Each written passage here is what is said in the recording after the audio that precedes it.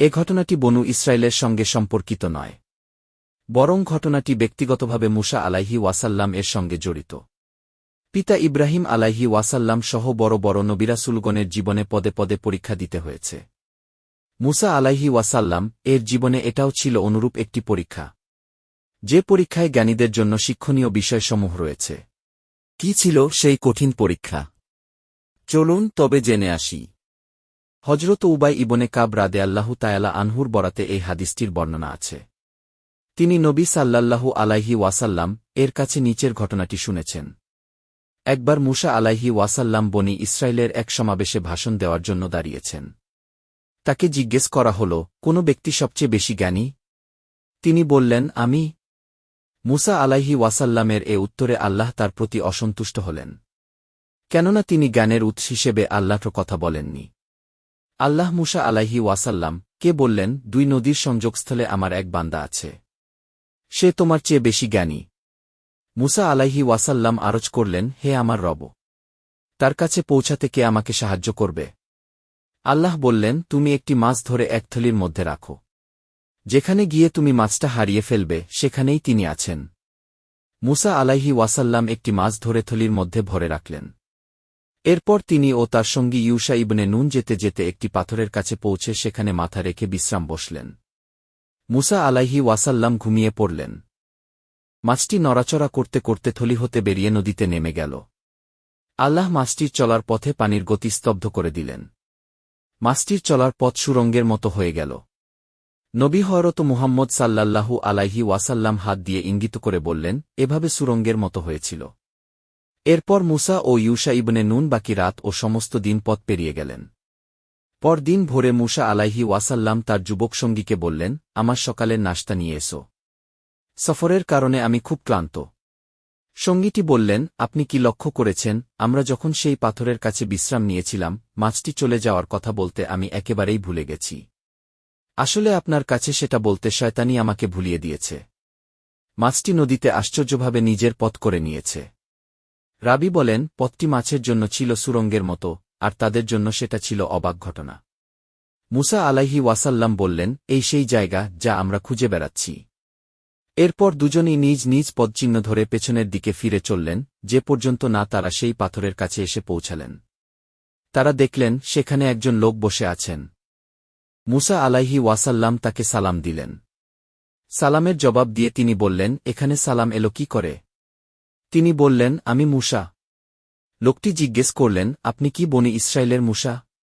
তিনি বললেন, হ্যাঁ, আপনাকে শেখানো সহজ ও সঠিক জ্ঞানের কথা শেখার জন্য আমি আপনার কাছে এসেছি।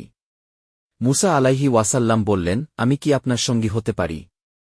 খিজির আলাইহি ওয়াসাল্লাম বললেন, আমার সঙ্গে থাকলে আপনি ধৈর্য রাখতে পারবেন না। তাছাড়া যার রহস্য আপনার জানা নেই, সেসব ব্যাপারে আপনি ধৈর্য রাখবেন কি করে? মুসা আলাইহি ওয়াসাল্লাম বললেন, ইনশা আল্লাহ আপনি আমাকে ধৈর্যশীল হিসেবে দেখতে পাবেন। আমি আপনার কোনো আদেশই অমান্য করব না। এরপর তারা দুজনে রওনা হয়ে নদীতীর দিয়ে এগিয়ে চললেন। এমন সময় একটি নৌকা তাদের পাশ দিয়ে যাচ্ছিল। তারা তাদেরও নৌকায় উঠিয়ে নিতে অনুরোধ করলেন। ওরা খিজির আলাইহি ওয়াসাল্লাম কে চিনে ফেললেন, সঙ্গীসহ তাকে পারিশ্রমিক ছাড়াই নৌকায় তুলে নিলেন। তারা নৌকায় ওঠার পর একটি চড়ুই পাখি এসে নৌকার একটি পাশে বসল। পাখিটি দু-একবার পানিতে ঠোঁট ডোবাল। খিজির আলাইহি ওয়াসাল্লাম বললেন, হে মুসা, এই পাখিটি তার ঠোঁট দিয়ে নদীর পানি যতটুকু কমিয়েছে, আমার আর তোমার জ্ঞান আল্লাহর জ্ঞান থেকে ততটুকুও কমেনি। এরপর খিজির আলাইহি ওয়াসাল্লাম হঠাৎ একটি কুঠার নিয়ে এসে নৌকার একটি তক্তা উপরে ফেললেন। মুসা আলাইহি ওয়াসাল্লাম হঠাৎ সেটি দেখতে পেলেন। তিনি তাকে বললেন, আপনি এ কি করলেন? লোকেরা আমাদের মজুরি ছাড়াই নৌকায় তুলে নিল, আর আপনি ওদের নৌকার যাত্রীদের ডুবিয়ে দেওয়ার জন্য নৌকাটি ফুটো করে দিলেন। এ তো আপনি এক গুরুতর কাজ করলেন। খিজির আলাইহি ওয়াসাল্লাম বললেন, আমি কি বলিনি, আপনি আমার সঙ্গে ধৈর্য রাখতে পারবেন না? মুসা আলাইহি ওয়াসাল্লাম বললেন, আমি বিষয়টি ভুলে গিয়েছিলাম। এজন্য আমাকে দোষ দেবেন না, আমার প্রতি কঠোরও হবেন না। মুসা আলাইহি ওয়াসাল্লাম এর পক্ষ থেকে প্রথম এই কথাটি ছিল ভুলক্রমে। এরপর যখন তারা দুজন নদী পার হয়ে এলেন, তারা অন্য বালকদের সঙ্গে ক্রীড়ারত একটি বালকের পাশ দিয়ে গেলেন। খিজির আলাইহি ওয়াসাল্লাম তার মাথাটি ধরে নিজ হাতে তার ঘাড় থেকে আলাদা করে ফেললেন।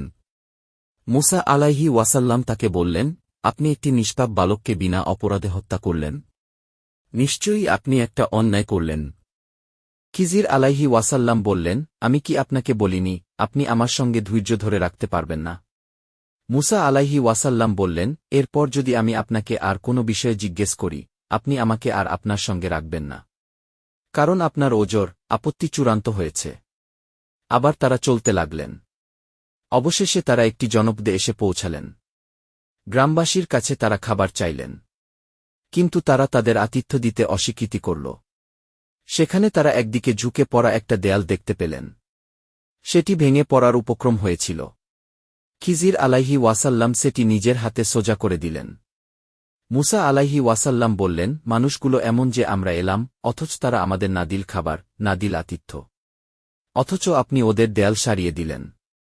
আপনি ইচ্ছা করলে এর বদলে মজুরি নিতে পারতেন। খিজির আলাইহি ওয়াসাল্লাম বললেন, এখানেই আপনার আর আমার মধ্যে বিচ্ছেদ হল। তবে যে ঘটনাগুলোতে আপনি নিজের ধৈর্য ধরে রাখতে পারেননি, সেসবের রহস্য আপনাকে জানিয়ে দিচ্ছি। পবিত্র কোরআনে খিজির আলাইহি ওয়াসাল্লাম এর 3টি কাজের কারণ সম্পর্কে বলা হয়েছে। নৌকাটির ব্যাপারে সেটি ছিল কয়েকজন দরিদ্র ব্যক্তির। তারা সমুদ্রে জীবিকা অন্বেষণ করত। আমি ইচ্ছা করলাম যে সেটিকে ত্রুটিযুক্ত নষ্ট করে দেই। কেননা তাদের অপরদিকে ছিল এক বাদশাহ। সে বলপ্রযোগে প্রত্যেকটি ভালো নৌকা ছিনিয়ে নিত। সূরা কাহাফ ৭৯। কিশোরটি তার পিতামাতা ছিল মুমিন। অতঃপর আমরা আশঙ্কা করলাম যে সে সীমালঙ্ঘন ও কুফরির মাধ্যমে তাদেরকে অতিষ্ঠ করে তুলবে। তাই আমরা চাইলাম যে তাদের রব যেন তাদেরকে তার পরিবর্তে এক সন্তান দান করেন, যে হবে পবিত্রতা উত্তম ও দয়ামায়ায় ঘনিষ্ঠতর। সূরা কাহাফ ৮০-৮১। প্রাচীরের ব্যাপার সেটি ছিল নগরের দুজন পিতৃহীন বালকের। এর নিচে ছিল তাদের বাবার রেখে যাওয়া গুপ্তধন এবং তাদের পিতা ছিল সৎকর্মপরায়ণ। সুতরাং আপনার পালনকর্তা দয়াপরবশ ইচ্ছা করলেন যে তারা যৌবনে পদার্পণ করুক এবং নিজেদের গুপ্তধন উদ্ধার করুক। আমি নিজ মতে এটা করিনি। আপনি যে বিষয়ে ধৈর্যধারণ করতে অক্ষম হয়েছিলেন, এই হল তার ব্যাখ্যা। সূরা কাহাফ ৮২। আল্লাহ তাআলা মুসলিম উম্মাহকে পবিত্র কোরআন ও হাদিসে বর্ণিত নবিরাসুলদের ঘটনা থেকে শিক্ষা নেওয়ার তাওফিক দান করুন। আমিন।